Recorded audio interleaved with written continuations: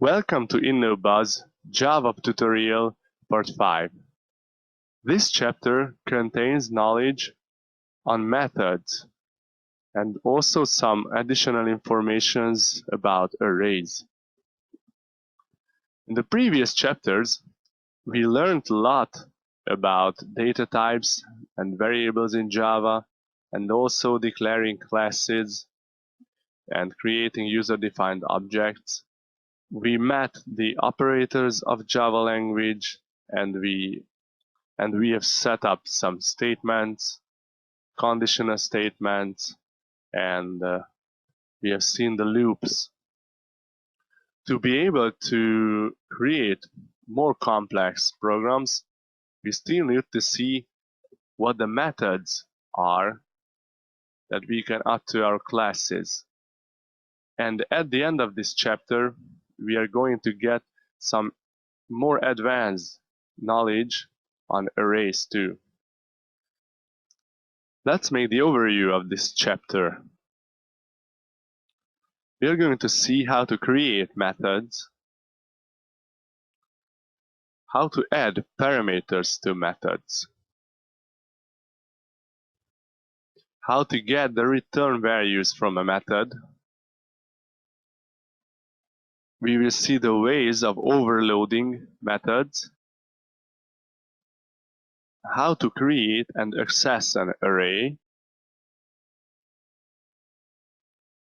how to create multiply-dimension arrays. We will see how we can pass and copy arrays. Creating methods. We have talked about creating classes, and when we create classes, I've told that there are 3 parts inside the class that are very important. One of them was the fields. The other was the constructor. And the third one, which I've told that gives the behavior to a class. This tells how our objects will act when we are coping with them. These are the methods. This is the way to create methods. There's the modifier, which can be the access and non-access modifiers that we were talking about.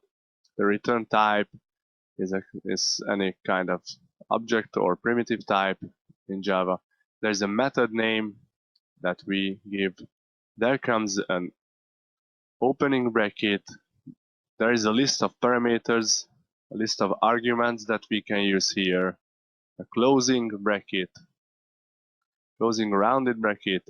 At the end, the throws keyword, and after a list of exceptions. Now, about this, we are going to talk in a later chapter. I just write it here so that we shouldn't forget this is also an important part. And there comes the program code inside the curly brackets.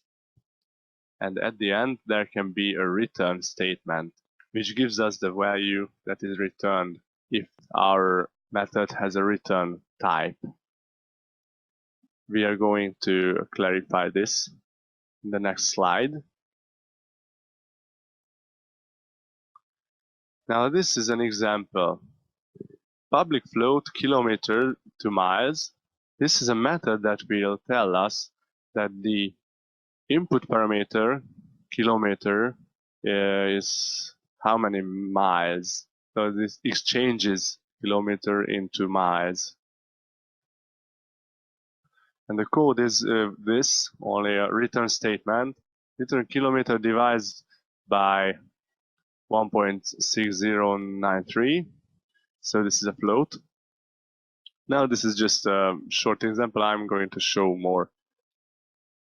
Now let us see the parts of the method declarations in details. Let's talk about the parameters of methods first. The parameters of methods give us the possibility to give inputs to the methods, input values, input variables. The parameter is going to work with these data, with these information that is given to it. What kind of parameters can we pass to our method? We can give the primitive data types like integer, float, and so on. Some reference data types, which are the more complex types, object types, and collections by reference. There is also a possibility to give arbitrary parameter number. So this is not a fixed number of parameters. We are going to show this in practice. And there are also some important rules about naming the parameters. The next thing is the return values from methods. When we return a value from a method, this is the output section. So after the method have worked with the data that we gave to it, at the end can be an output, the result of the counting, for example. Now let's see the ways of returning in Java language. There can be a return type which is called void. This is a special return type, which means that we are not going to give anything back. So there is no output. These are the methods that work on the input parameters and change their values, but they are not giving back anything. In this case, we don't even have to use the return statement if we don't want. Or if we use, we can use only an empty return statement. We can return the primitive data types. This stands after the return keyword and some expression after it. We can return the reference data types as well. Of course, we always have to return the kind of value that is specified in the return type declaration of the method. Sometimes the methods can end with an exception. About this we are going to talk in a later chapter. This is a special way of ending a method. The methods that give back values are frequently called functions. There are some ways to overload methods. Overloading methods is a special thing when we have more than one methods in a class which have the same name. But these methods are different in some way. And the difference is that the method signature is different. What is a method signature? The method signature stands out of two things, the method's name and the parameter types. So we can have 2 or 3 or more methods with the same name. The parameter types are different. So the number and the types of parameters can be different. I'm going to show a short example here. Why do we need this? We have the previous function, the kilometers to miles. This is prepared for integers. So the input parameter is an integer. If we have kilometers in our programs in integer variables, we have to use this, and we get a float back because we make a division here, so the outcome is a float. But we can have another type of the same function that gets an input parameter float. So the names are the same, but the input parameters are different. So these are two methods. The second overloads the first one, and the Java compiler can make the difference when checking the input parameters.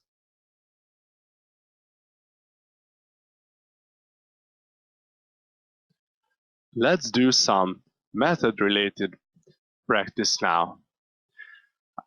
We have our test project here, which is empty as usual, and I already set up another Java file, another class, the person Java, and I've added some variables, a string. This is going to be a person. I've added a string, name, an integer age, a float weight, and an integer height. This is the constructor. I set the values. Before starting the program, let's talk a little bit about the naming. When I name a value, when I name a variable here, for example, these variables, the names that we have here in the parameters, or if I create some new variables here,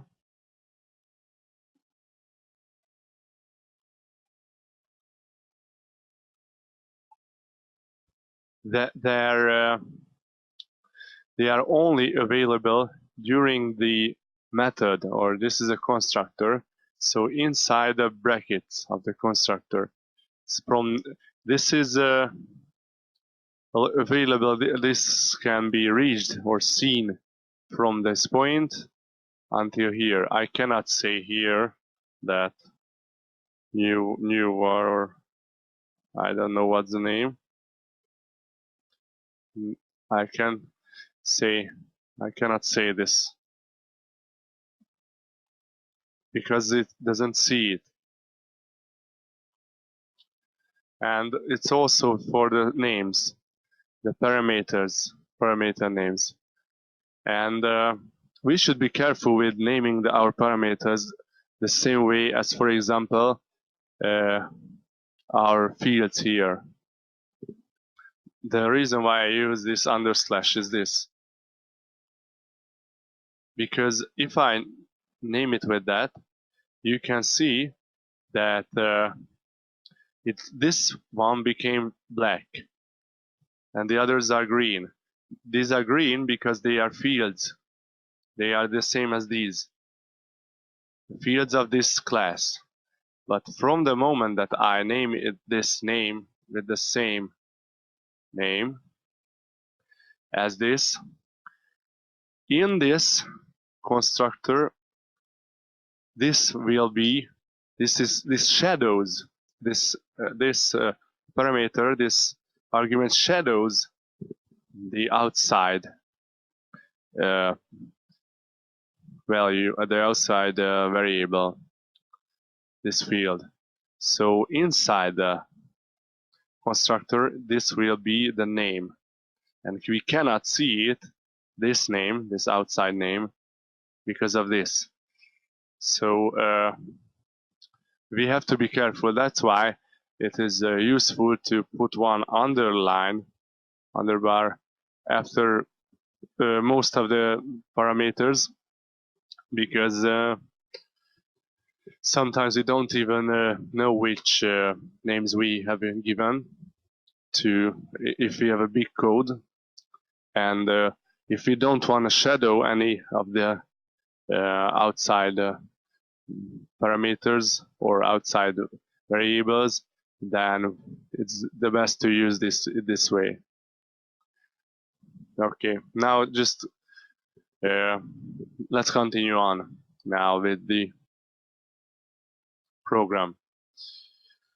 I want to create some methods. Well, as you can see, I've set these to private, all of these fields to private. This is alright, I can reach them here because we are in the same class, but if I want to reach them from outside, I cannot do it from this test project Java, for example. But there is a way how we usually do it when we have the fields.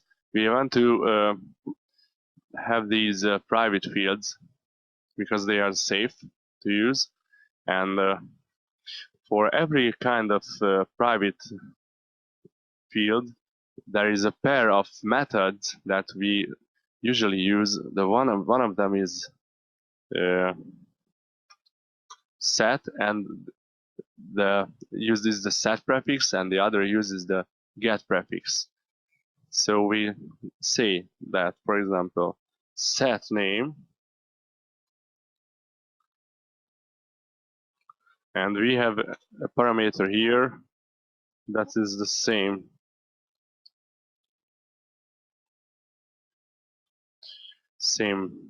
type. This is set method, and it only does that name equals to name. Now this is important because from our program, I forgot the keyword void. This is very important. From our program, in outside of this class, we can reach these fields through these methods, and these method pairs that we call. The other is public set get name.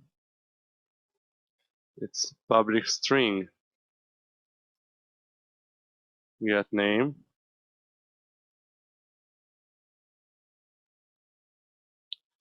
It's and these are also good to show how the voids and the functions work. Okay, this is a set get pair to this string type name field. As you can see, this is a void. This kind of method is a special method that doesn't return anything. This just sets something. This is a setter. I get an input field, input parameter here, which is a string, and I put it there. So from anywhere in the program, I can change the name, for example. This is a method which gives us back, returns us a string, the name. We can call it also a function. Functions give us something back. And we have the return statement here, and after the return statement, there is the same type of variable or field. This time it's a field that that we set here. So it's a string. It has to be a string. I cannot write return 5 here because it's incompatible types. So that's it. Okay. Since we have all the parameters like that in private, I have to set one of these to them as well very quickly. Set age,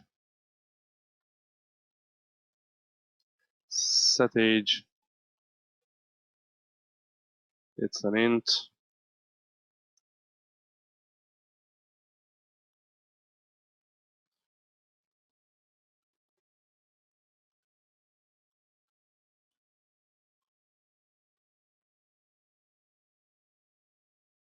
Yes, get age.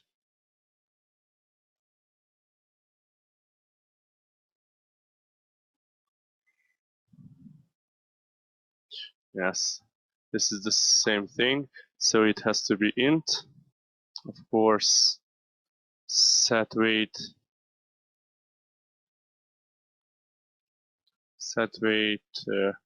I get a float here.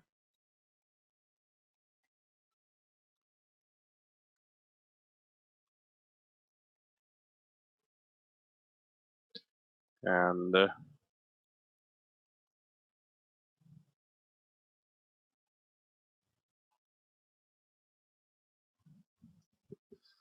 Well, it's faster than it seemed.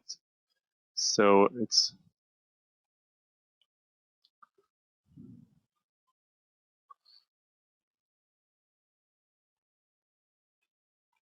yes, but it's get weight. Okay, and the last one is set height.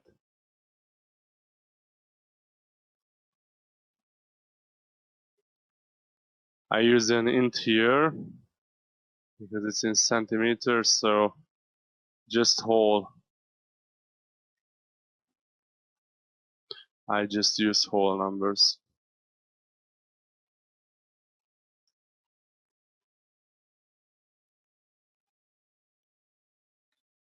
Sometimes it is even faster to write down the name than copying it.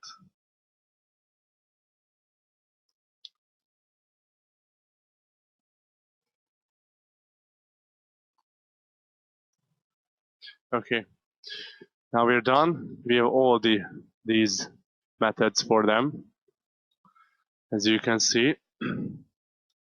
Now if I want to, I save it, and if I want to use create some persons here, person guy. Well, we didn't really talk about gender, but it's okay. New person. Well, what do we need? Okay, we need these parameters, so I give him a name like Chuck.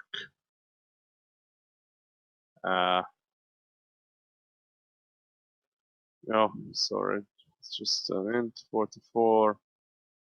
Well, his weight in kilograms is 86, and height is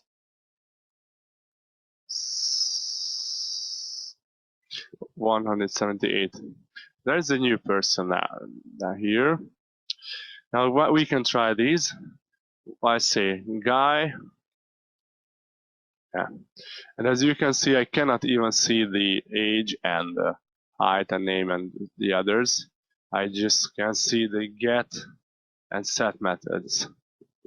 It's a void, just like we said. This is a void. This means it cannot, it doesn't give us back anything. And this is an int get age. I can say int tmp age equals to guy.get age, for example, or anything. What I in fact want to do with these is to write I just save it. I just want to write another method which is a little bit more complicated than this. This is my little cheat here. So I want to write a public method. Public means it can be reached from anywhere outside, even from out of the package, as we have talked about it. The public method get or just say body mass index,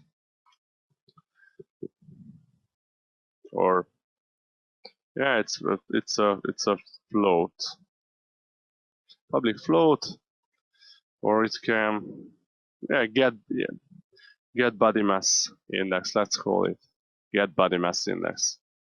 Okay, and we have no parameters here.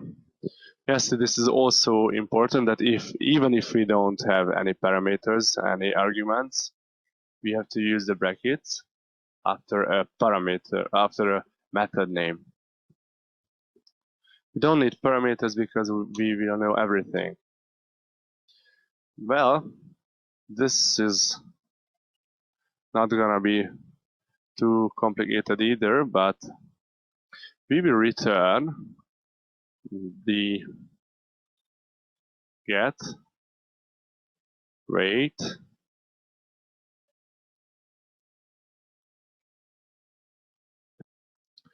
and make a division with the get height. Yes, this is how the body mass index is counted. So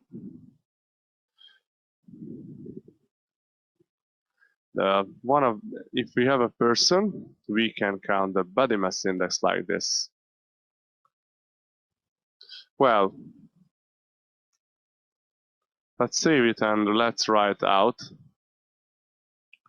Yeah.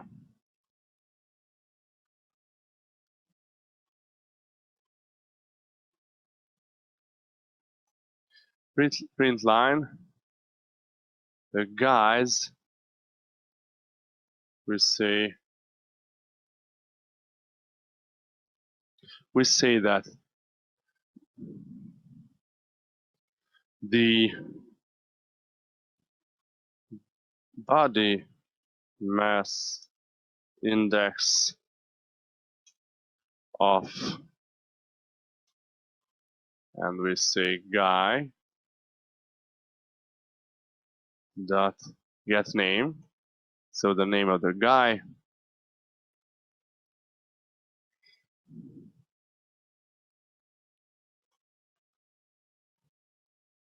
just a little separator here, and we say guy dot get body mass index. Well, that's it. It's so easy to do it this way because we created an object here, an object which is a person object of this object which belongs to this class. Okay, and we instantiate it here with these arguments. These are the arguments, the parameters that will create the object for us, the person object, through this constructor of this class. Sets all the fields that are private, so we cannot reach them, only through these.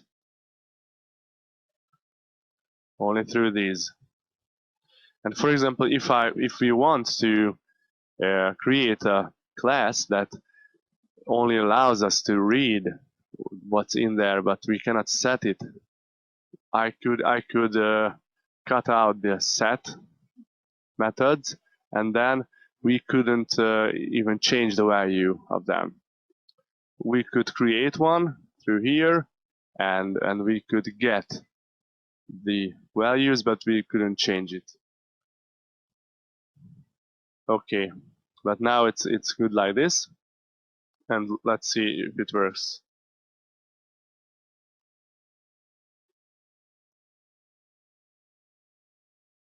Yeah, the body mass index of Chuck is 86.0. Well, it's interesting.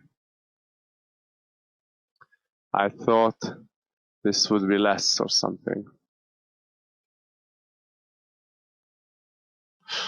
Maybe I should have put this is the precedency, but I think this should have worked right anyway. Let's see. Well, it's very small now.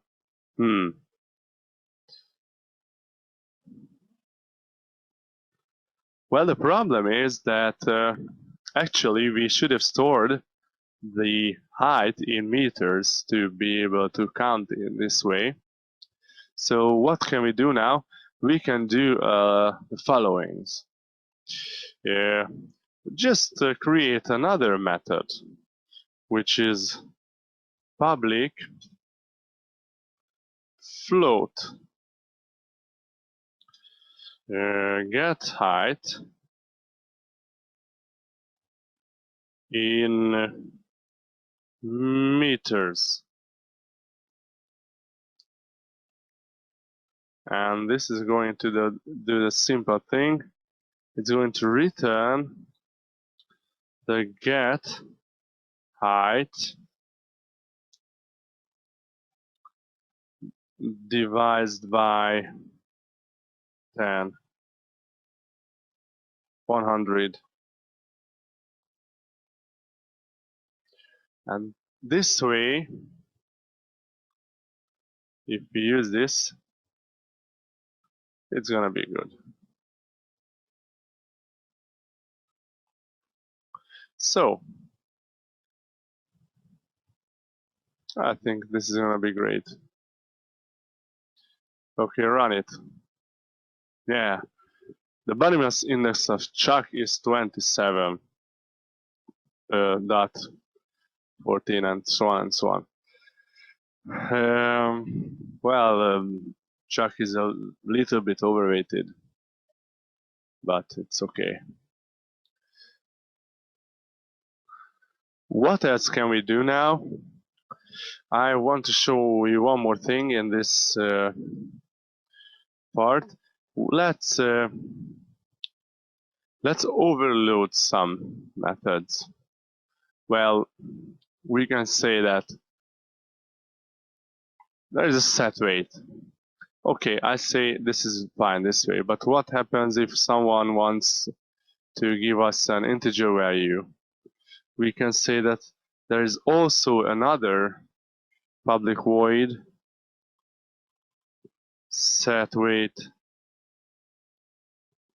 which works with integers. I say I get an int.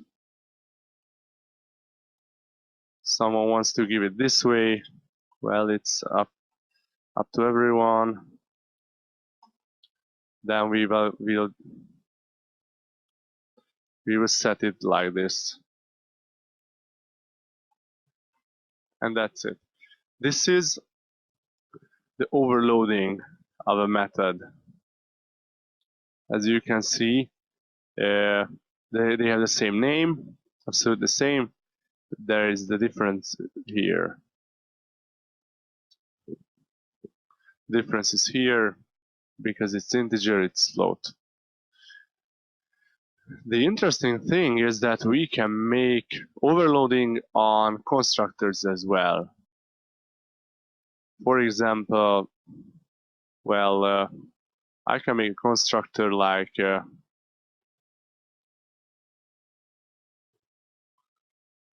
sometimes we don't know every information.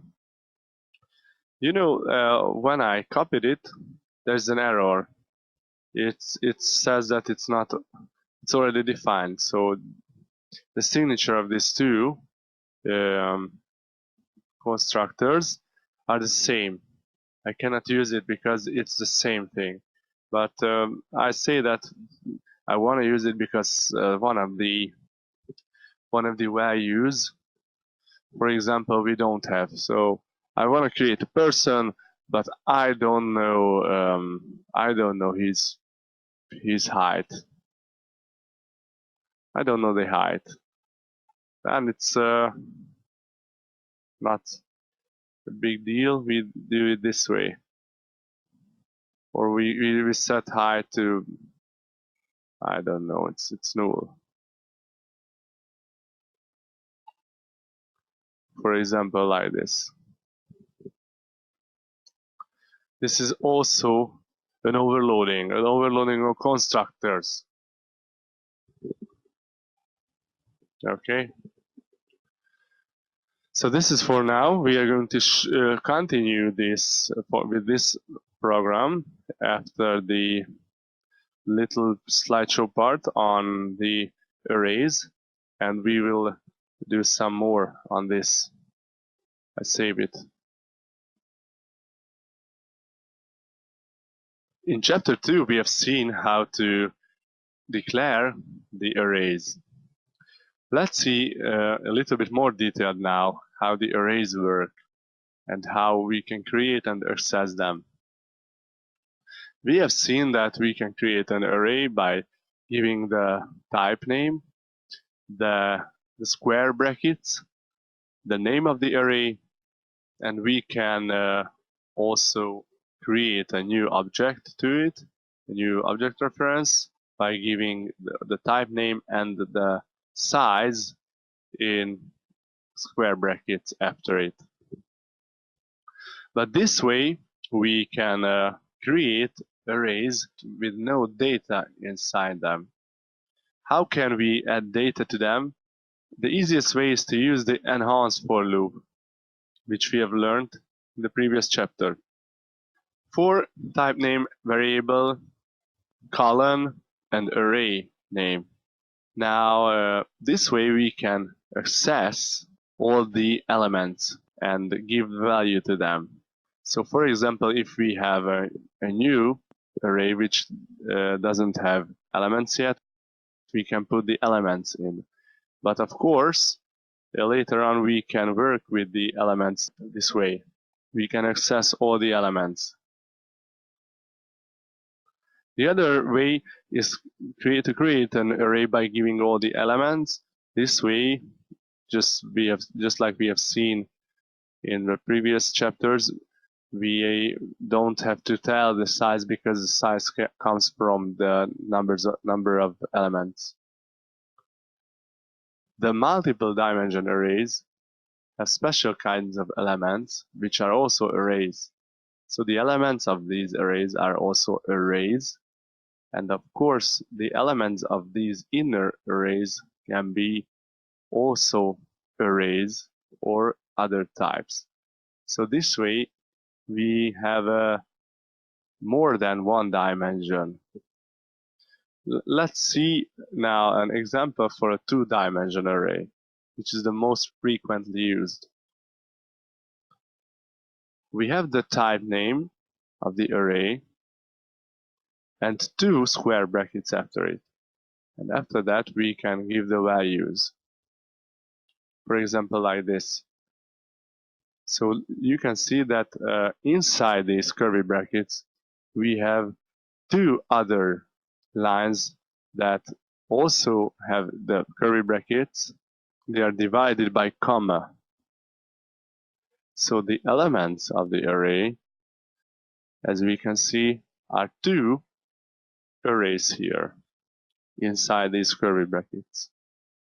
Now the other way of making them is the following.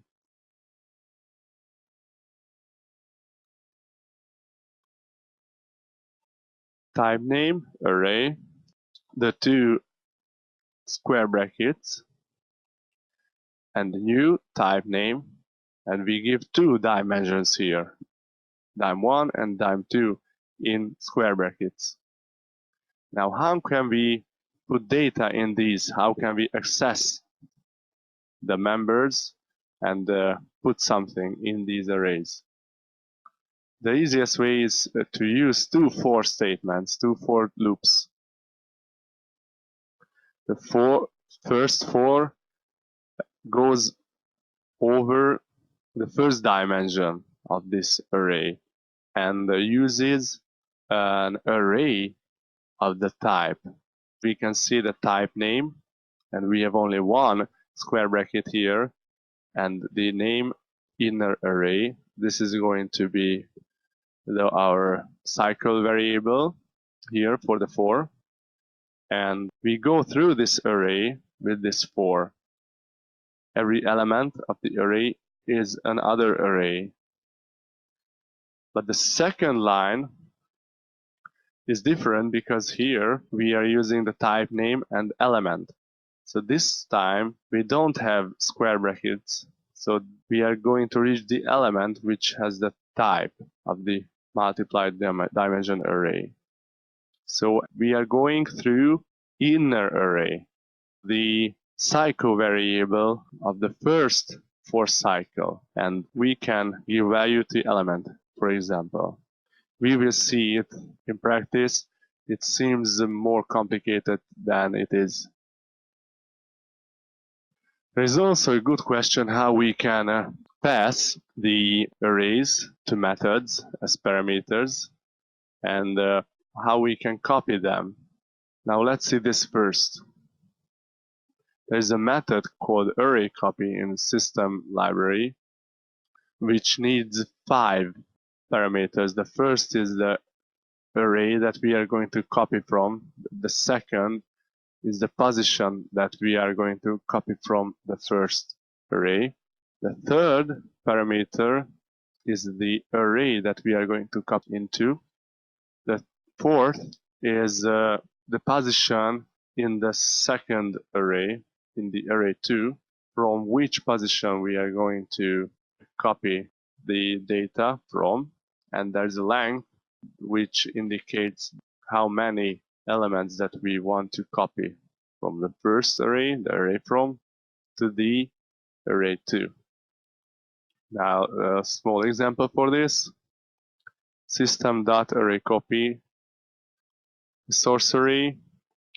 From the second index, we copy 5 elements to destination array from the 0th index. We will see this in practice as well. In this example, we have already seen how we can pass arrays to methods, because we pass 2 arrays to our methods arrayCopy. So this is a way to do this. We have a method name, and when we have the declaration of a method, for example, we have to specify the type name, and after it the square brackets. This way we tell that this is going to be an array and the array name. So this is the way we can specify that the input variable is an array. In the program code, we can just simply refer to an element by array and using the index of it. So we can access it inside the method. So this is about passing and copying arrays.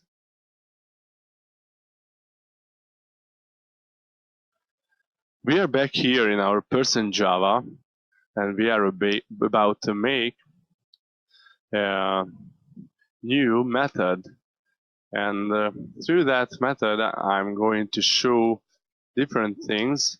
I'm going to show using reference types, using arbitrary parameters, and using arrays, and working with arrays as references, and also some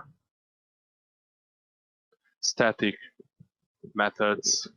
So this is going to be something that collects all these things. I want to create a new method here, which is a static. This is going to be a static method because it's not going to work on object instance, but it is going to work on an array that contains persons. So I put it here in .java, but I could put it in test project Java as well, but this time I use it here. Well, let's call it average mass index.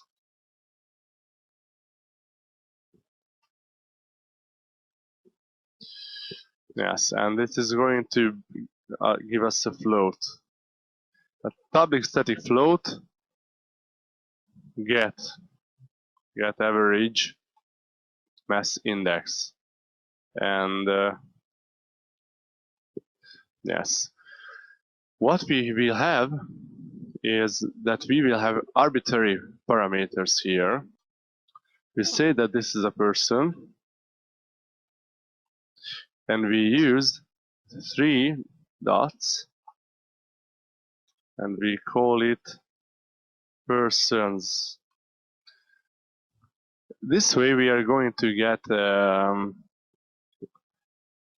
parameter list that it is something like an array of parameters. And I say that I have an integer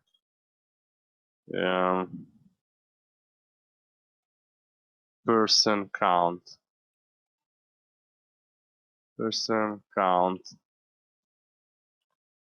which is persons dot length, the length of this array. The problem is that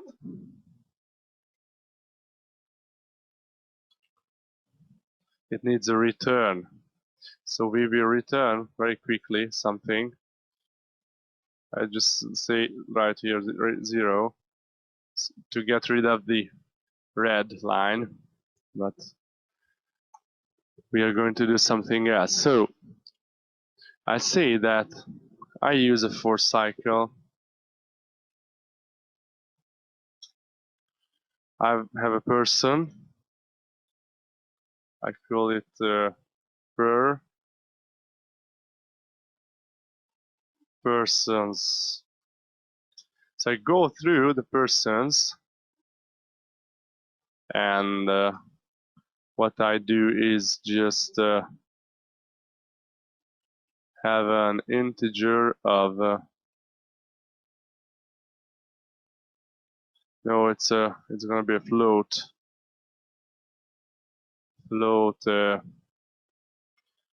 mass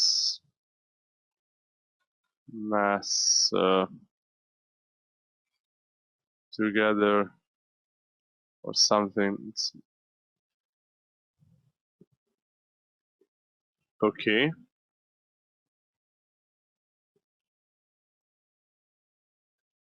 Let's say mass together. Right, it's should equal to 0, and we say that mass together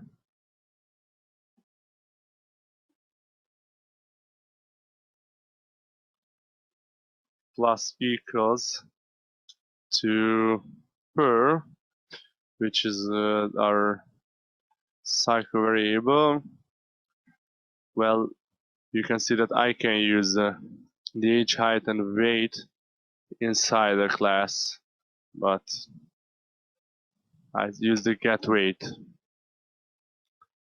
No, I use the get average, the get body mass index. Okay, sorry. So I add all the guys' body mass index together, and at the end I simply give back mass together divided by person count.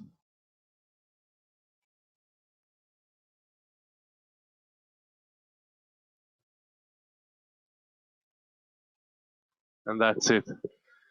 That's going to be the average mass index. Well, this is okay. This way, you could see that we can use how we can use the arbitrary parameters. This is very easy. This means that I can give from one person to many persons here as the parameters. This way we could use that how we can reach and how we can work with the arrays. And this is a static kind of function that we have seen. We are going to use it now. So this is static. So what it does has no matter with any instances. So I'm going to show how this can be called. Well, to be able to try this,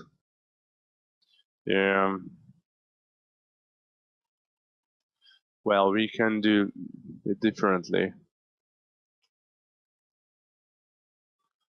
The easiest thing is to create some guys. Guy 2, guy 3, Chuck, John, and Ben, for example. Little bit different age, little bit different weight, and okay, well, John is very lightweighted, so I set him to be short, but okay, I set this guy also short to get different results. Okay, and I say that the way I want to call this function is not through one of the objects. So I don't say that guy 1 or 2 or 3 dot and get average mass index. I can do that as well, but it's better to call it through the class name. So person dot get average mass index. Okay, so I say that guy 1, guy, and guy 2, and guy 3. So this way I am going to get a float, and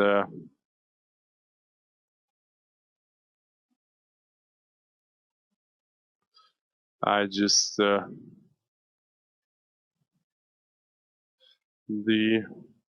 average mass index of the guys,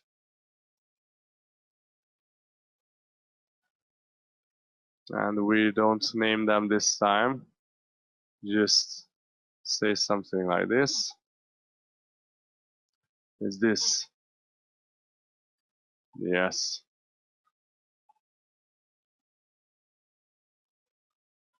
So we write it out this way. So the average mass index of them is, yes, 24. It's okay. It's or I gave the right numbers because it's normal. So I've chosen good numbers. Okay. Now this is the way to do it. We are going to have a little break now, and in the background I'm going to set up some further program parts that we will need to be able to show more on methods and arrays, a little demo.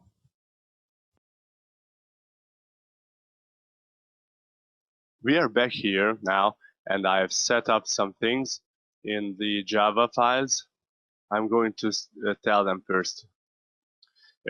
I've created an enumeration for the gender. So far, we didn't talk about this, but I'm going to create males and females now. I've put also this in a private field, and I've a little bit updated these constructors as well. I've put the gender here, so I need a gender for a person from now on. I put it into the gender just like the others. This is our overloaded person.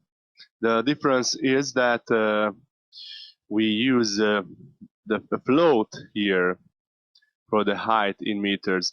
So here we have the height in centimeters, but if we have the height in meters, then we can use a float.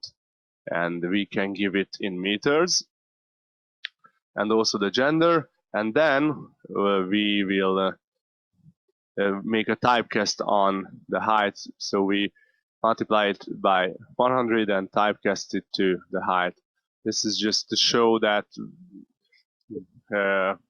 it has a meaning to create different different constructors. Okay, and I've set the set and get methods for the gender, just like for the others. Now that is what is done here, nothing else. In the test project Java, I have set up, we have the guys here. I have put them into an array. I call it guys. It's an array of persons, and as you can see, this is an object that is that was made by me. So user-defined object type, user-defined class, and we have an array of it, the guys, and I just simply tell the elements like this. The other way to do this is in one step. I create the girls here. This is another array of persons, and I put 4 new persons. This is a comma to separate them, and that's it. And as you can see, in all of these instantiatings, we have to use the gender male or female. I can reach it through person dot gender because it's inside person class. So this is a static enumeration. As you can see, this is a static enumeration inside the person. And so if they are males, they are females. First, we are going to see the array copy thing. I create a new person array, which is called girls2,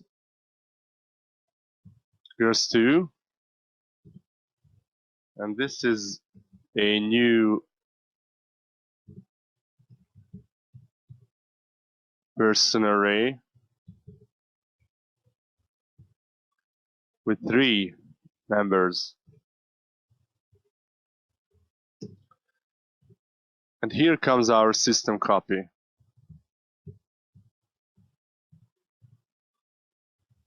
Array copy, it's here. What do we need? I want to copy from the girls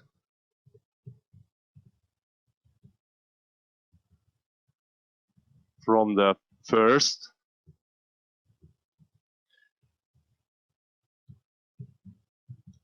to girls2 from 0, 3 elements.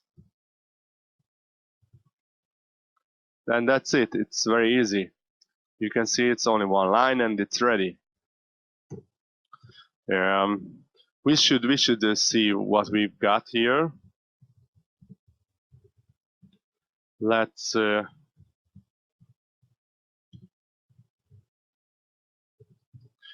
through the girls2.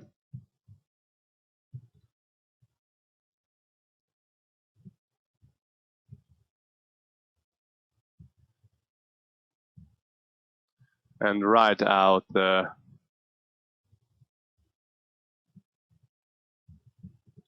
name of the girls or something.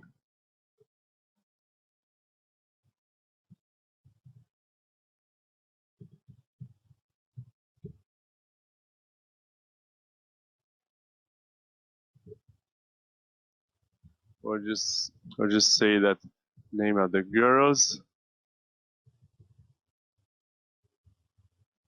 and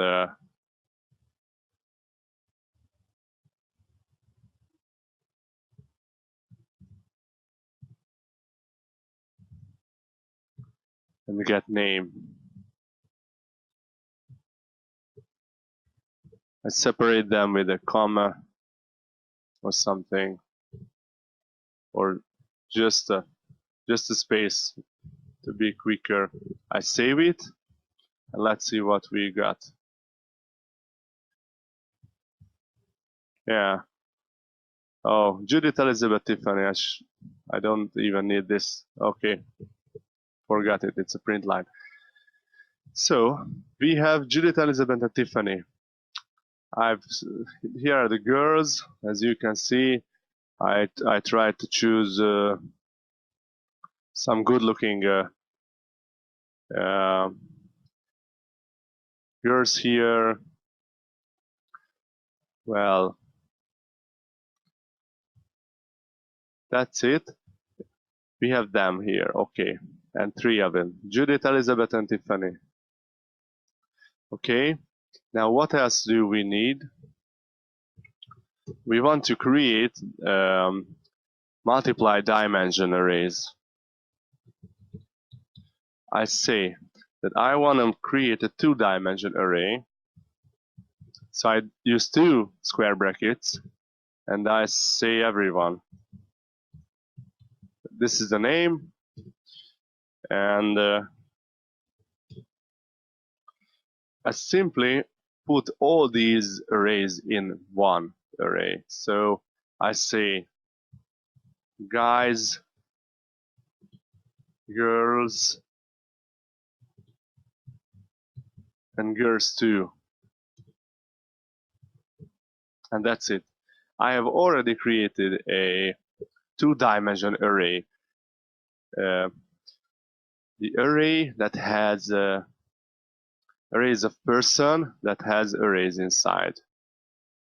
Well, we should list it or something just to be able to see what's in there. The name of everyone. The name of everyone. Okay. We will need 2 for cycles now to go through it. I say person, person. So first we are going to get arrays of persons. Well, I can name it to pers or no matter, and I go through everyone, and I get an array of persons. And after that, I will have a person if I go through in every loop cycle of the outer for on every person array. And that's it. That's it. So there are 2 steps. The first for cycle goes through the array that contains the arrays, and then the inner cycle will go through the guys, the girls, and the girls too, and list all their names. Let's try it out. Yes, Chuck, John, Ben.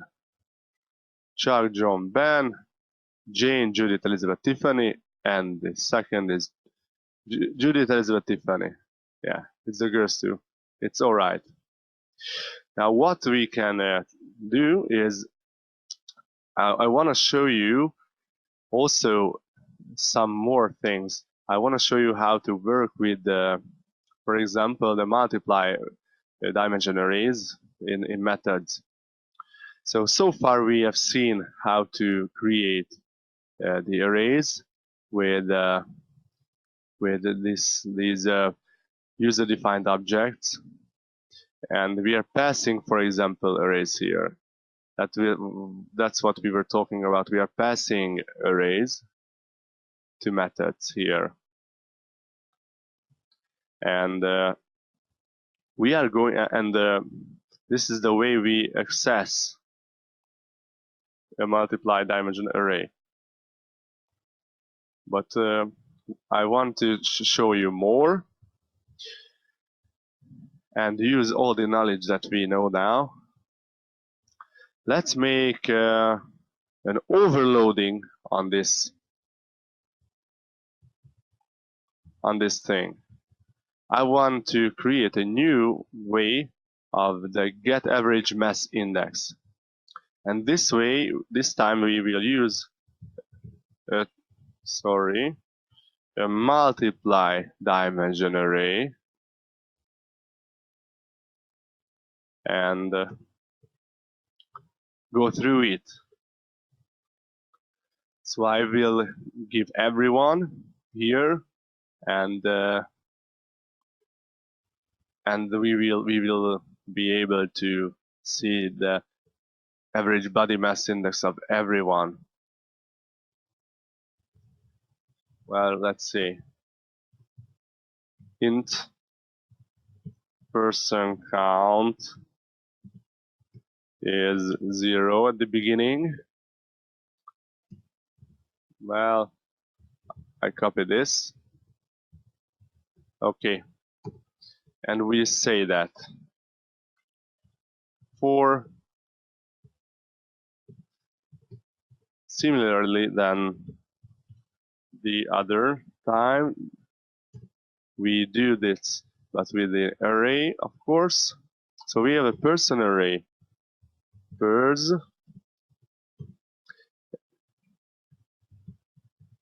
which will go through persons.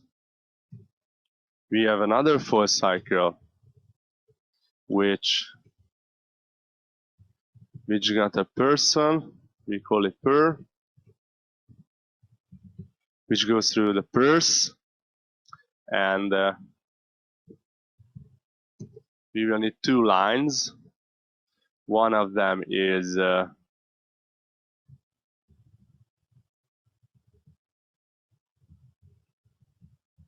person count plus plus, and the other is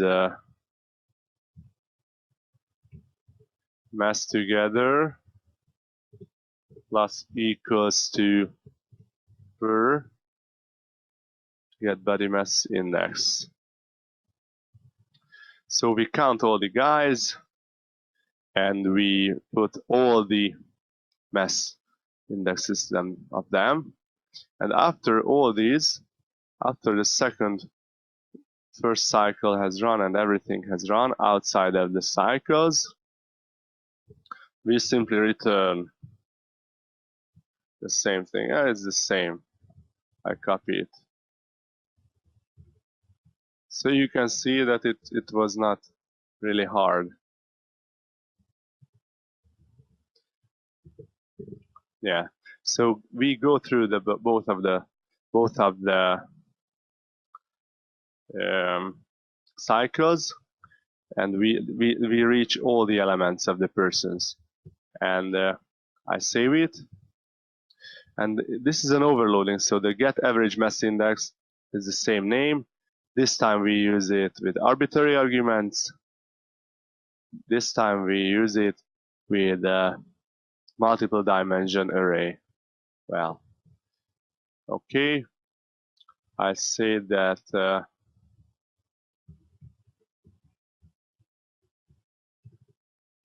the average mass index of everyone is